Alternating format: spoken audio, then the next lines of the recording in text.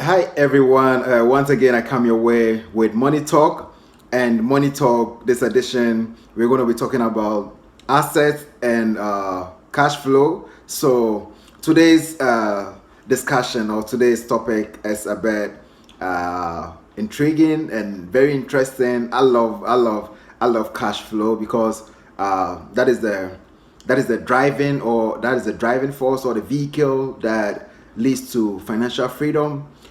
Everybody who wants to be financially free need to have multiple stream of cash flow. Everybody, because all the successful people in the world, all the Jeff Bezos, the Larry Gates, the uh, Bill Gates, and the Warren Buffett, and all those people.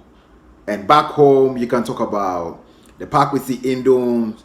You can talk about the Enterprise Group, if you like.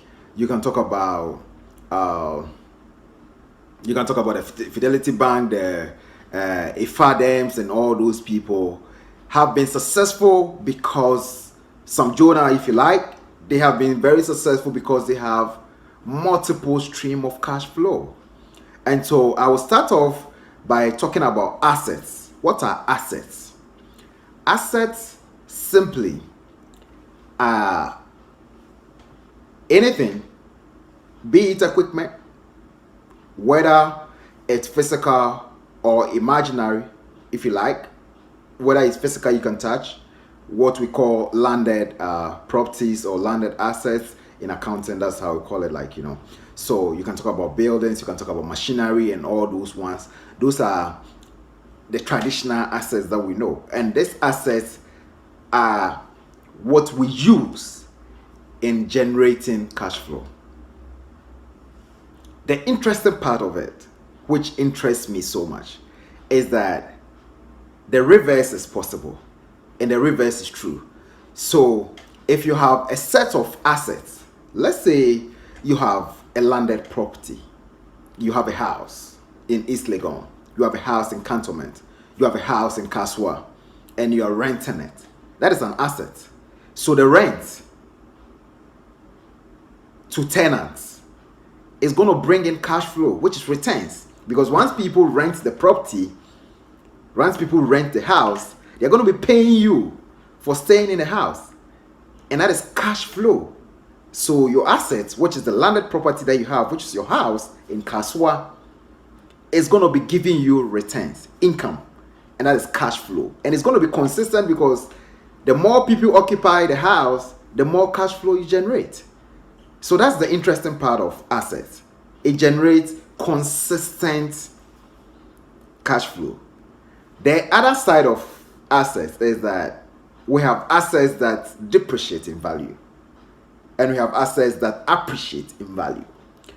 The interesting thing, what people don't normally know, and that's the reason why a lot of people have not attained financial freedom, is the fact that a lot more indigenous people back home in Ghana and in Africa invest their money into depreciable assets. Why do I say depreciable assets? A vehicle, if you invest your money into a car, is an asset. Yes, it's an asset.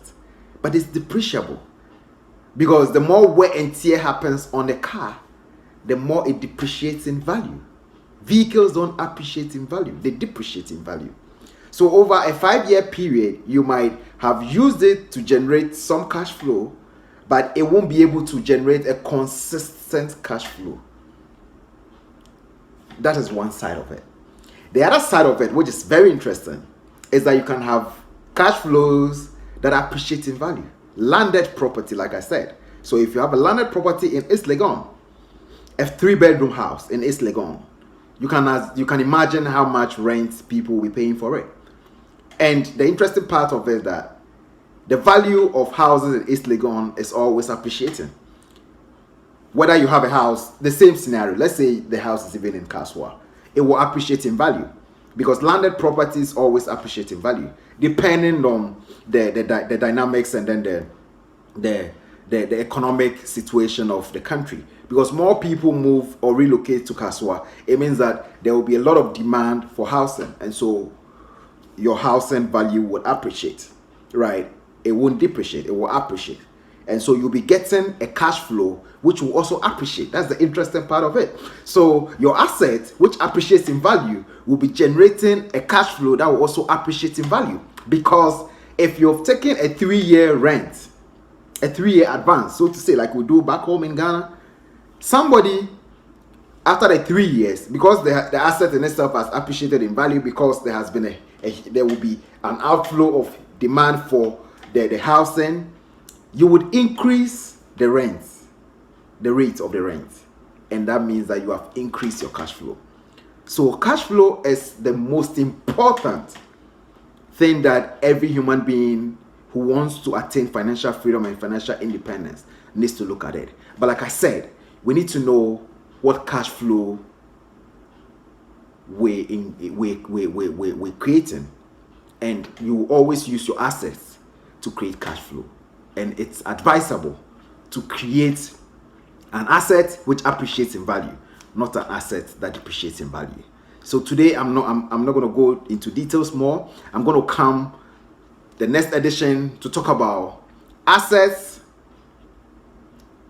in a different way.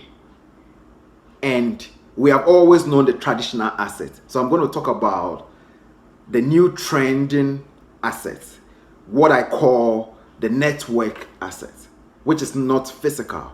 So your network you find yourself in, your friends, your family, the kind of environment you live in, is an asset. I'm going to be coming your way with that. So stay tuned, and for us to always succeed together, for us to always support this program that I'm doing, Money Talk, please go to my YouTube channel, Jerry J. Afolabi, and subscribe. Press on the notification. Advise your friends to press on the notification. Advise your friends to subscribe to the page, and share the work. Share the work. Let other people benefit from it. On Facebook, Jerry J. Afolabi. Like the page, follow the page, and get to know what new I'm bringing on board. And like I say, something is cooking. Something interesting is cooking. It's not going to be me alone. We are going to organize a virtual seminar, and I'm going to be bringing people from the United States, from UK, from Ghana, very experienced people who have also been in this business for a long time, to share ideas, to support, especially when we are in this COVID-19 period, this pandemic of COVID-19. Hey, don't forget to wash your hands under running water and use a hand sanitizer, and observe social distancing. Once again, it's your man Jerry J. Afolabi. Thank you, and I'll come your way next time. Bye-bye.